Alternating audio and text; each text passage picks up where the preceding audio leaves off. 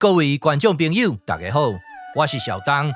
这个人是什么人？相信唔免我来介绍，大家拢熟悉。这个人拢自称是专家，是国宝。其实，伊是一个黑白乱讲话的骗子。敢有影黑白乱讲话，小张来证明给你看。这件代志，要对伊这支新的影片开始讨论起。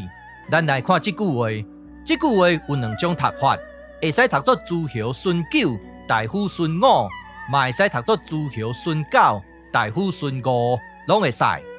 问题出伫倒位？问题就出伫这字孙。伊讲这字孙，就是一孙两孙的孙，两孙就是排长，三孙就是连长，八孙嘛是用这字孙，这拢是黑白乱讲的啦。小张来证明给你看。咱来看这篇文献，旧礼是战国时期的文献。咱来看这句话，咱原封不动甲抓来，抓来了后，咱甲写伫遮，咱先来甲读一遍。按十有二笑，左日十有二日，诸侯孙九，大夫孙五，夫人倚老诸侯。各位唔知有发觉无？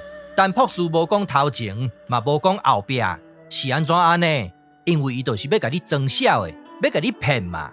但是免紧张，小张伫遮无通互伊黑白乱讲，并且换黄。一开始，咱先来讲这字案。这个案其实就是古早的高级食饭桌啊啦。伫字内底有写玉案十有二日，代表有12日。这个12日内底放什么物件？就是放这个左甲日。夫人倚老诸侯，就是用左甲日。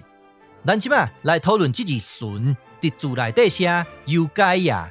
这个字的作者叫做郑贤，人但朴树讲郑贤解说了唔对，其实咱嘛无需要修正。伫文献内底写甲真清楚，顺遂呀、精呀，伫书内底嘛写甲真清楚，顺遂不杂。这个不杂其实就是清一色的意思嘛。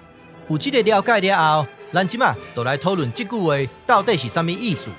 咱先来讲白话的版本，就是诸侯清一色九案，大夫清一色五案。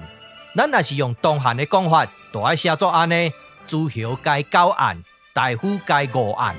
所有的诸侯拢分着九案，所有的大夫拢分着五案。诸侯较大，大夫较细，所以诸侯分较济，真正常。是安怎咱会使写这字解？咱来看这个字，写甲足清楚的嘛。顺有解呀。咱即马来举例说明。但朴树的支持者清一色好骗，这是白话的写法。过来，但朴树的支持者该好骗，这是东汉的写法。过来，但朴树的支持者顺好骗，这是战国时期的写法。